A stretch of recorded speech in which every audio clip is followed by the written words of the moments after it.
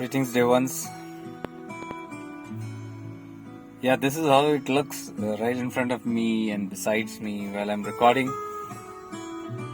This is the favorite place that I halt every day, almost every day, and record or just sit and listen to music and all that stuff.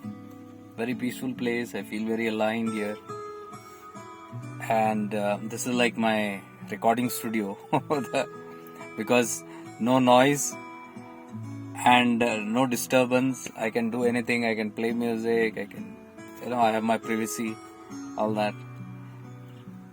So today I just want to share something about the new Satsangs that will be coming up.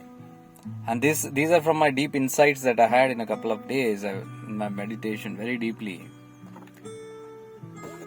And these are going to be free Satsangs, but they are going to be little on deeper truths or higher truths.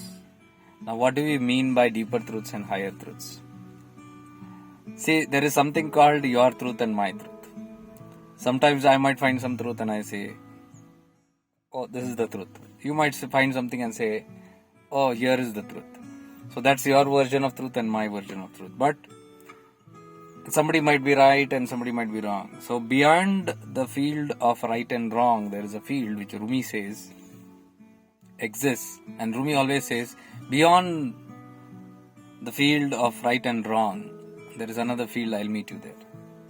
That what he's talking is the field of complete truth, the ultimate truth, the purest of pure truth. So our versions can be many, multiple, depending on our perceptions. But there is something which is very high and which cannot be perceived when we are in a state of the mind or ego. Because at that time, these truths might seem very challenging and very opposing, very opposing and very disturbing. How many times have you seen when some certain truths like the great giants like Osho or Jiddu Krishnamurti, when they say something, or Alan Watts and all that, when they say something, it's so crude. You can't digest it. You can't even look at it twice. And sometimes you even might end up hating that person or cursing that person. And this happens because there is a certain area. These people are talking from that zone. Beyond the right and wrong, they are talking from that zone, which is a complete neutral zone, which has no raga dvesha, which is not affected by any gunas. All our truths are based on our gunas. So even we might call very divine truth, but that might be based on some sattvic guna, but it's still a guna. So there are some nirguna tattva, that secrets, what we call, they are actually not secrets. When you are aligned with that dimension, it just happens to you. It just comes to you, you just know it. You are aware of it. So that is not something that can be achieved by the human mind and ego. That has to come very naturally. And that comes when you align. That is why I say grace means this. Alignment means grace. See, you and me, my definitions might be very different. We might give it very glorified names for grace. Very divine, sattvic names and all that. But that's still influenced by guna. Grace, according to me, what I am seeing is, when you just align with that truth, something flows. Something flows, and that something is everything. It's a supreme cosmic intelligence, which knows everything. So when you align with that knowing, you also know something. And in that knowing, when somebody speaks, that is beyond what can be perceived by the mind and ego, by the intellect, beyond that. So that zone is very precious, it's very sacred. But few only have really understood the meaning, because all these people were really crucified. Jesus spoke the truths. Mahavir spoke the truths. Guru Nanak Ji spoke the truths. Buddha spoke the truths. But you can see all what they spoke is not conveyed. We might just modify and take that which appeals to our mind and ego. You look at all the teachings of Jesus Christ and Buddha or Mahavir, which is so famous and popular. It will be always that which keeps us in greed, in control, in fear. Safe from fear, with a sense of security. You feel secure, those kind of teachings. I'll come and save you. There is a savior out there. Something like that will keep us always. Or all about morality. So much about morality. All the moral teachings come from the human mind, because morality is determined by the human minds. Beyond the state of morality, there is a knowing that is aware and that is the most highest. There is no question of anything. From that zone, when Jesus spoke, hardly his teachings were known. It's all gone. You can see it has been clubbed under the secret teachings of Jesus Christ, or the unheard or unknown teachings of Buddha and Mahavira. Why? Why unknown? That means they spoke. You can see what Chidakasha speaks, Bhagavan Nityananda. How much of it is popular? You see? I'll tell you, you open the Chidakasha Gita, 95% or 96% is not there, or maybe even 98%. It's not popular. What is popular is what appeals to us. But that part which is too striking, that which is supposed to liberate us, we keep it aside. So, these teachings are meant for the seekers of liberation. The ultimate seekers, the ultimate truth seekers, for them it will appeal. So, these satsangs that I'm going to do now, the free ones, will be based on deeper truths and higher truths. It's something, and I don't expect a crowd. I don't even expect much, because hardly anybody understands. That frequency is very difficult to understand. But I have been dwelling the past 3-4 years completely on this. I cannot say I have been dwelling. I have been simply thrown into all these tattvas. God knows, whatever. And it's just like there's a pool of this dimension. You have been thrown again and again. Those kind of documents only come in mind, those kind of things. Perhaps because it's a vibrational frequency, what you're seeking for. So if you seek the mundane knowledge will come to you. I told you, as the sadhya, that kind of sadhana for that kind of sadhak. Sadhak is known by the sadhya. Simple. And sadhak can be anybody. It can be somebody who is too greedy to extend the life and live a life of bhoga. That also can be a sadhak. Sadhak can be even one who's extremely greedy to liberate oneself and free oneself and experience the ultimate. You can see the contrast. All between this also can be a sadhak, depending on what the sadhyas. According to the sadhyas, in between this, that kind of sadhana comes to them, that kind of wisdom keeps coming to them. Accordingly, wherever. So, if you keep on the highest, you are seeking on the highest, only highest will come and fall into your laps. So, I believe if you are someone who is seeking the highest, these are meant for you. You will love it, you will be able to digest it. Not just digest it, you will be able to break free very easily. The final stages of breaking the mind, concepts, theories and philosophies and conditionings and all these patterns which are so rigid, don't underestimate it. Don't think that, I can just do it by some meditation or some ritualistic practice. No, you need to have a powerful awareness to dissolve it. Subtle discrimination, what Bhagavan Nityananda says this. Viveka. The subtle discrimination through this awareness will just dissolve. But you have to have that courage to stare at every single concept that your mind is holding on to. Anything and everything, all the beliefs, everything. Instead of just being a blind follower of the mind. Whatever the mind says, you blindly follow. Here, no followers, no believers. It is seeking. You go and investigate and then relish it. Like Buddha said, don't trust my words because I am saying it. Investigate. Study on it. Contemplate on it. Reflect on it. Put it into your lives. Apply it, and then you can trust. So, no just blind belief because my mind says something, because outside at least we are not talking only. That time is gone now. Where we are telling no just falling for some outside belief. Something tells me, some book tells me, some person tells me, and without ascertaining, without having a proper viveka, if I'm just trying to devour it, it's not going to happen. And so that must be there, that clarity must be there very clearly. So this is for those seekers who are ready now to look and stare into all those details, into all the deeper details. Because when I'm staring into all these deeper details and I'm looking beyond the mind, I am finding this.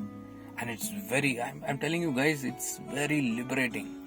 If you have the courage to go beyond your limitation, it is very, very, very, very, very liberating. Like for example, when Jesus said, Buddha said, kill your parents, kill your father and kill your mother, and then you'll attain nirvana. Oh my God. You might say, what? This guy is a murderer. He's telling to kill people. What kind of spirituality is? Yeah, this is real spirituality. He is not telling to literally pick up a weapon and go and kill them. He's talking much more details about your obsession with these things. Until then, there is no nirvana. So, this is somebody who can go beyond these kind of teachings. And Jesus said, I have not come here to make peace on earth. See, look at this. I have not come here to make peace on earth. I have come here to put a fight against, what is that? Brother against sister, mother against father, and something like that. You can check it out. And he says, the daughter-in-law against the mother-in-law.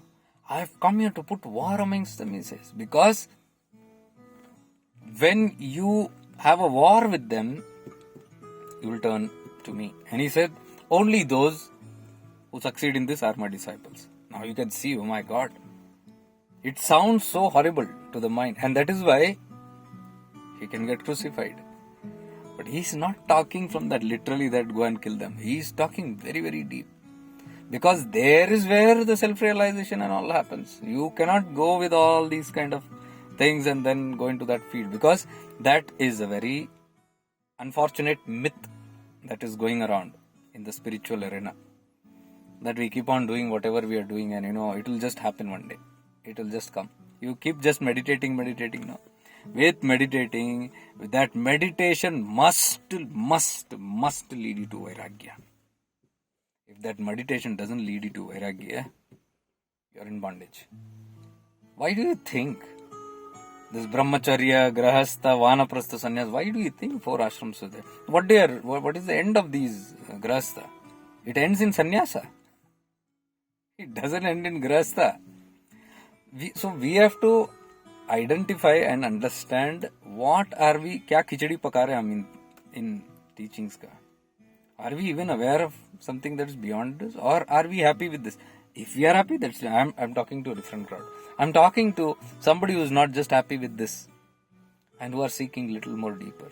I have been seeking, and I'm telling you, it's grace and it's the unconditional love, and there is so much of abundance in what is revealed to you.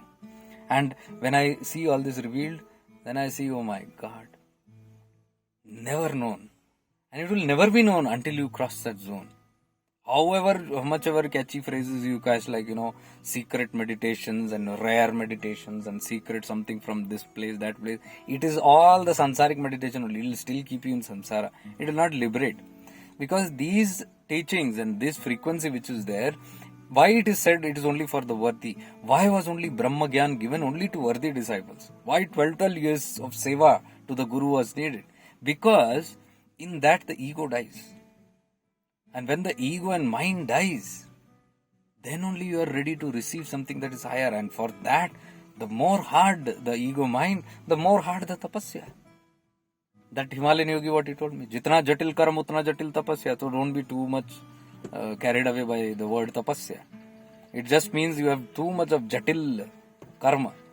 So that rigidity is there. The more the rigidity, the more you need spiritual practices and austerities, he said. See how clear it is. Now this will not be understood in a very casual manner. Only those who are looking beyond will take it. It's like prasad. These are the mystics, Himalayan masters speaking the raw language. So I have so many of the teachings. And they literally, I can say literally, they trained me and sent while coming. And after that, the Himalayan trip only, all this retreat happened.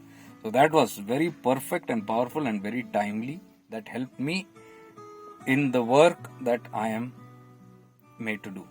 It helps me in this. And it helps me help those who are ready to be helped. So these satsangs which are there, I'm going to start now. Under different every day one subject will be there, and we'll be contemplating very deeply on that, but very courageously. So if those who are ready to go and receive beyond, and I'm telling you, these are something that if you sit aligned, you will have it just like that. Otherwise, you will get it under marketed stuff. It will be very costly stuff. So, and I know when I say free, you won't have value for it. But the people who value my words and people who are understanding what I'm saying, it's it for them. So anyways, what people do with it, that's another. But in these satsangs, which are mostly going to be at nights only, I have all these Zoom sessions always at night only. After 9, when everybody is free, I am free, all are relaxed, and we have like 1.5 hour where we have some topic satsangs, we clarify, the doubt clearing sessions are there, where all interact together, and then we have a meditation, we meditate, we move into awareness and all that, and then go. And so we get all this uncluttered by the end of the day. It's a beautiful thing, I feel. So, but now I'll be adding little this, and for these only thing is, I'm little selective. I'm not going to be just. If you like, you can definitely join these sessions with this link given here, and you're most welcome to come. But you will certainly need to simmer down. If you are not simmered down, usually I see people are not ready. They come to these free sessions and all that, and then or my webinars, and then it's like too much to handle. Like, oh my God. Then they want to have a peep. I don't allow that. So when they want to have a peep, I say no. Go your way and do whatever you have been doing. There is no conversion here. Just go ahead and do and flourish in whatever you are doing.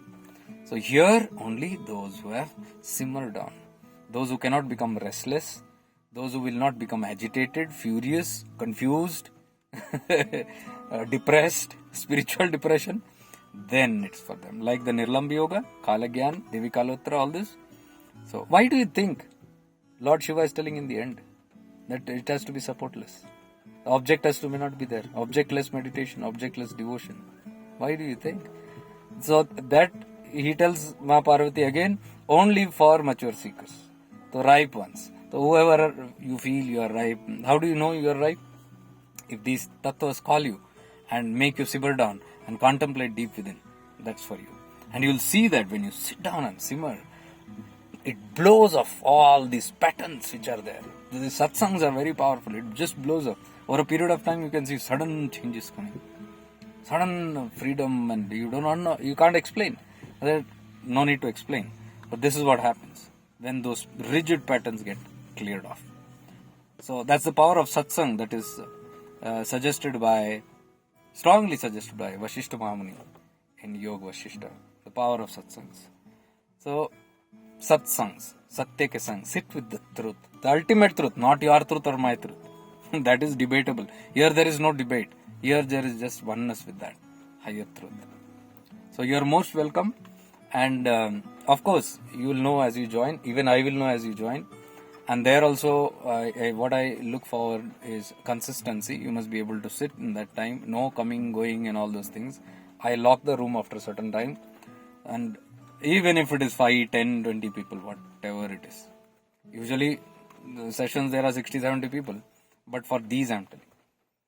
Even if it is less, no problem. But we just sit and we simmer. So if you feel this is interesting, it's a good calling, you're most welcome to come and join.